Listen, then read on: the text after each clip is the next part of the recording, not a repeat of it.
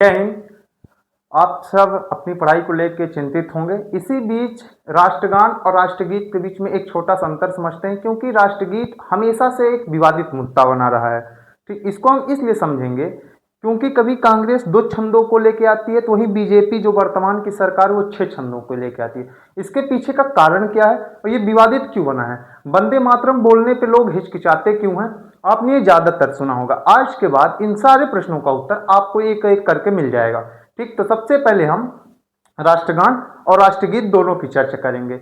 अब देखिए, मान लीजिए आपका एक शरीर है, आप इस हाथ की चर्चा करें और इस हाथ की चर्चा न करें तो कैसे मुमकिन है? सेम वैसे ही राष्ट्रगान और राष्ट्रगीत दोनों देश के लिए हैं, है ना कि किसी पर्सनल समाज के लिए।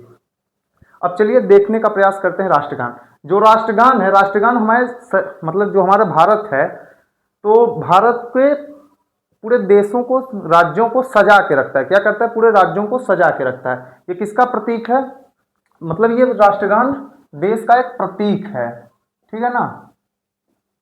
वहीं जो राष्ट्रगीत है ये हमारे देश के संस्कृति का वर्णन करता है। किस चीज का वर्णन करता है? हमारे देश की संस्कृति का वर्णन करता है।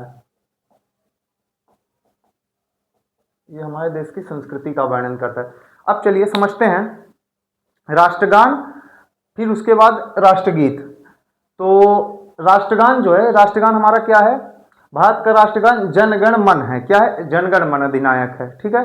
इसको जो गाने की अवधि है ये 52 सेकंड है। कितने हैं? 52 सेकंड। आपने ज्यादातर स्कूलों में राष्ट्रगान को ही सुना होगा और गाया भी होगा, है ना। वहीं जो राष्ट्रगान की भाषा है वो बंगला प्लस संस्कृत है। क्या है? बंगला प्लस संस्कृत, क्योंकि जो इसके लेखक थे वो भी बंगाल से थे, ठीक ना। तो इसीलिए उन्होंने अपनी क्षेत्र की भाषा को रखा है पहले। जो इसके लेखक थे रविंद्रनाथ टैगोर थे। जनगण मन के लेखक कौन थे? रविंद्रनाथ टैगोर थे। कौन थे? रविंद्रनाथ टैगोर।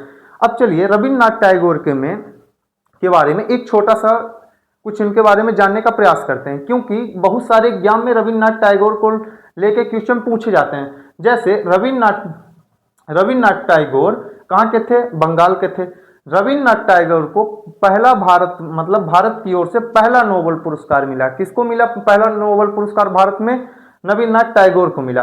वहीं रविंद्रनाथ टैगोर पहले एशियन भी थे जिनको नोबेल पुरस्कार मिला।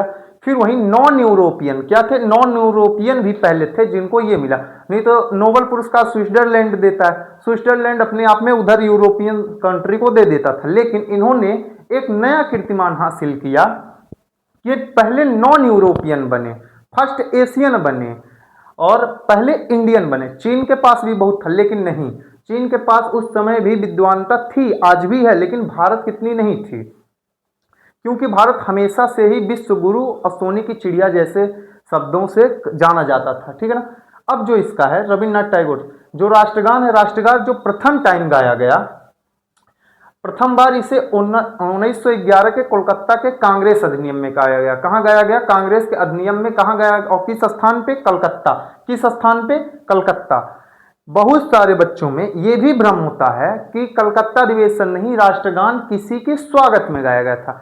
जैसे जब मैं मैट्रिक पढ़ रहा था उस समय मेरे क्लास में एक लड़की थी, तो वो सर से बोलने लगी कि सर ये जो राष्ट्रगान है ये जॉर्ज पंचम के लिए रविंद्रनाथ टैगोर ने दिल्ली में गाया था।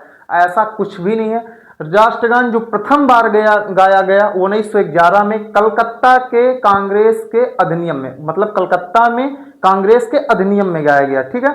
किसमें गाया? कांग्रेस के अधिनियम में। अब समझ लेते हैं, रविंद्रनाथ टैगोर ने 2 देशों का राष्ट्रगान लिखा। कितने देशों का राष्ट्रगान लिखा? 2 देशों का राष्ट्रगान लिखा। किसका किसका? भारत और बांग्लादेश। किसका? भारत और बांग्लादेश।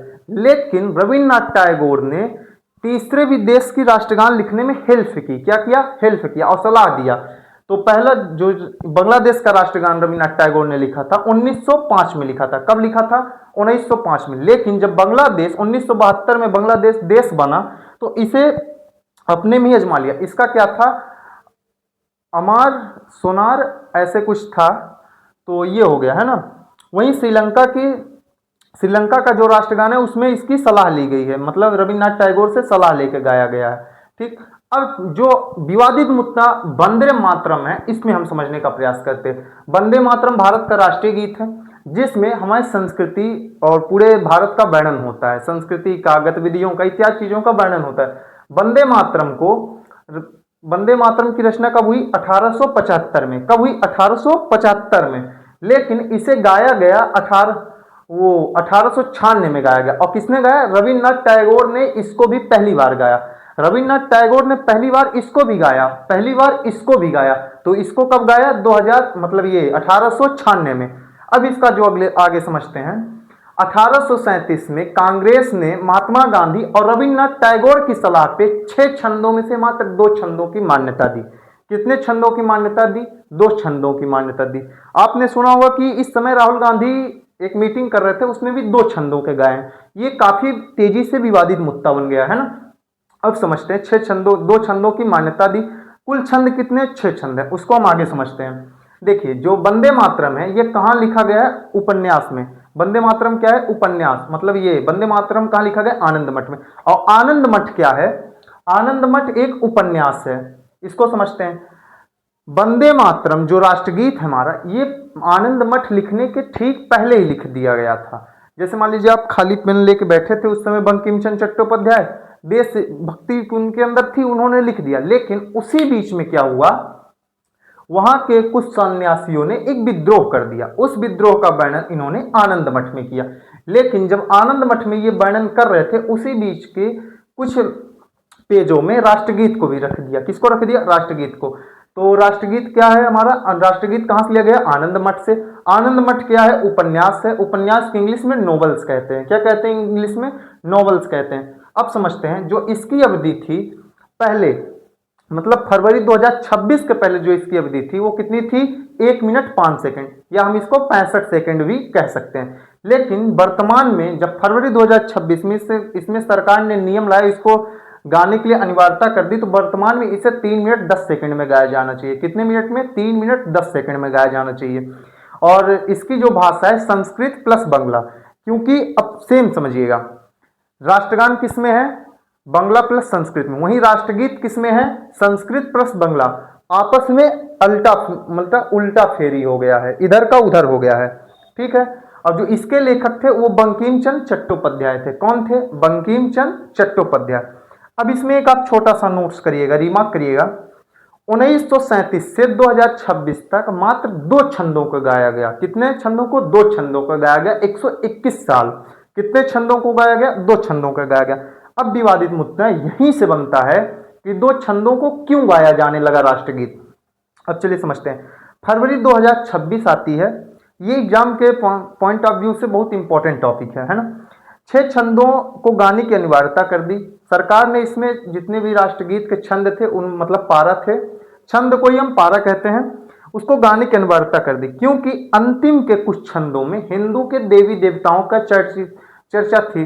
किसकी चर्चा थी? हिंदू के कुछ देवी देवताओं को, जिसमें सरस्वती, लक्ष्मी और दुर्गा जैसे देवियों से तुलना की गई थी। किसकी तुलना की गई थी? भारत माँ की तुलना की गई थी। अब आप लोगों ने देखा होगा कि जो भारत का मुसलमान है वो ये बोलता है कि वंदे मातरम नहीं बोलेंगे, जबकि वंदे मातरम का शाब्दिक अर्थ होता है माँ तुझे सलाम। इसका एक पॉइंट ऑफ व्यू से देखें तो ये भी होता है कि मैं अपने मातृभूमि की वंदना करता हूँ, अपने मातृभूमि से बेहद प्यार करता हूँ, अपने मातृभूमि से मोहब्बत भी करता हूँ, और इसे हम सलाम भी करते हैं। भाई पृथ्वी पूरे विश्व में धरती है, लेकिन ना जितना हमारा देश है उसको हम एक माँ के रूप में पूजते हैं। तो हमारे लिए तो गर्व की बात थी, क्योंकि हमारे यहाँ तो माँ ऑलरेडी पूजनी है। तो चलिए, आई होप यह टॉपिक आपको समझ आ गया होगा। जय हिंद तब के लिए।